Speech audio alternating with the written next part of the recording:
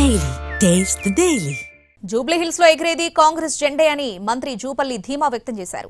నియోజకవర్గంలో అభివృద్ధి నవీన్ యాదవ్ తో సాధ్యమని జనం నమ్ముతున్నారని చెప్పారు. 10 ఏళ్లుగా నవీన్ యాదవ్ ప్రజల్లో ఉంటూ వారి కష్టసుఖాలను తెలుసుకుంటున్నారని చెబుతున్న జూపల్లితో మా ప్రతినిధి చారి ఫేస్ టు ఫేస్. ప్రచారం చేస్తుంది జూబ్లీహిల్స్ ఉప ఎన్నికల్లో. ప్రస్తుతం మంత్రి జూపల్లి మనతో ఉన్నారు, ఆయనతో మాట్లాడదాం. జూపల్లి గారు, ఏంటి జూబ్లీహిల్స్ లో మీకు అనుకూలంగా ఉందా, ప్రత్యర్థులు కోరుకున్నట్టుందా? 100% నవీన్ యాదవ్ ఎమ్మెల్యే కాబోతా ఉన్నాడు, అసెంబ్లీలో అడుగు పెట్టబోతా ఉన్నాడు. ఈ జూబ్లీహిల్స్ ప్రజల సమస్యలు కష్టాలు పాలు పంచుకొని సమస్యలు తీర్చబోతా ఉన్నాడు. ఎందుకంటే ప్రజలు ఇప్పుడే నిర్ణయానికి వచ్చారు. కారణం ఏంటంటే గతంలో బీఆర్ఎస్ పార్టీకి కేసీఆర్కు ఈ నియోజకవర్గంలో వాళ్ళ అభ్యర్థులకు 3 సార్లు ఓటేసారు. అయినా కూడా ఈ యొక్క నియోజకవర్గంలో నుండి పేరుకు జూబ్లీహిల్స్ కానీ అన్నీ కూడా అడ్డాలే ఉన్నాయి. అన్నీ కూడా పేద ప్రజలు ఉన్న వాళ్ళే ఉన్నారు. టీఆర్ఎస్ చెప్తుంది బుల్డోజర్కి కారుకి రెండింటికి మధ్య పోటీ, ఏది కావాలో తేల్చుకోండి, కాంగ్రెస్ వస్తే పేదల ఇల్లు పేదల గుడిసెలు అన్నీ కూల్చేస్తారని చెప్తున్నారు. దానికి మీరు ఏం చెప్తారు? బుల్డోజర్ దేనంటారు? మీరు రాష్ట్ర ఖజానానే బుల్డోజ్ చేసిరు. రాష్ట్ర ఖజానానే బుల్డోజ్ చేసిరు. ఇంకా అంత మించిన బుల్డోజర్ ఉంటుందా? మీరు జూబ్లీహిల్స్లో గెలవగానే నల్లాలకు ఫ్రీగా నీళ్ళకి ఇస్తున్నారు, దాన్ని పెంచుతారు, దాన్ని రద్దు చేస్తారని చెప్పి కేటీఆర్ ప్రచారం చేస్తున్నారు. అలాంటి ఆలోచన ఉందా మీకు? అలాగే మతి శుద్ధి తప్పింది కేసీఆర్కు, కేటీఆర్కు, హరీష్ రావుకు. ఎమ్మెల్యే ఎన్నికప్పుడు ఏం చెప్పిండు కేసీఆర్, కేటీఆర్, హరీష్ రావు ఏం చెప్పిండు? కాంగ్రెస్ అధికారంలోకి వస్తే కరెంటు రాదు అన్నారా లేదా? కరెంటు బంద్ అయిందా? రేషన్ బియ్యం కూడా రావన్నారా లేదా? బంద్ అయినా? లావు బియ్యం పోయి సన్న బియ్యం వచ్చినాయి. ఇవన్నీ మాటలు గతంలో చెప్పిన వాళ్ళే కదా. మళ్ళీ వాళ్ళ మాటలు ఏమున్నాయి, వాస్తవాలు ఏమున్నాయి?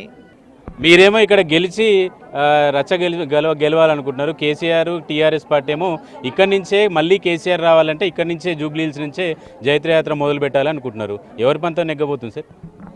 ఎందుకు మళ్ళీ కేసీఆర్ రావాలి?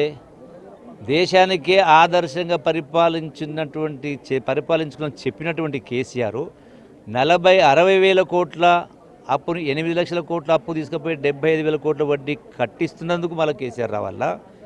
10 ఏళ్ల కింద దళితులకు 3 ఎకరాలు భూమి అందరూ కొనిచ్చినందుకు మళ్ళీ కేసీఆర్ రావాలా?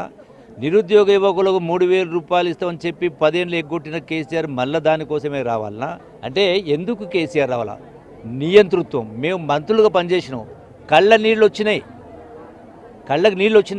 మంత్రుల పైన గేట్లు తెరవలే, దొరకలే. ఆయన వారం రోజులు దొరకపోతే నేనే సాక్ష్యం, నేనే పోయినా. కేసీఆర్ దగ్గరనేమో మంత్రులకు కూడా ఛాన్స్ లేదు, ఇక్కడ కాంగ్రెస్లోనేమో మంత్రులకు విచ్చలవిడి స్వేచ్ఛ ఉంది, ఎవరు ఇష్టం వచ్చినట్టు వాళ్ళు మాట్లాడుతున్నారు. ప్రజాస్వామ్యంలో స్వేచ్ఛ ఉంది కాబట్టి మాట్లాడే హక్కు ఉంది కాబట్టి మాట్లాడుతున్నారు.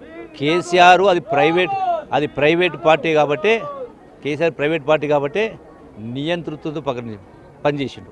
జూబ్లీహిల్స్ ప్రజల మూడు చూస్తే మీకు ఏమనిపిస్తుంది సార్? మీ పార్టీకి మెజారిటీ గెలుపు కోసం ప్రయత్నం చేస్తారా, మెజారిటీ కోసం ప్రయత్నం చేస్తారా? నాకేమనిపిస్తుందంటే మొత్తం కల్వకుంట్ల కుటుంబంతో పాటుగా అల్లుళ్ళు, మామలు, మేనమామలు అందరూ తలకిందులో తపస్సు చేసిన నవీన్ యాదవ్ గెలుపును ఆపలేరు.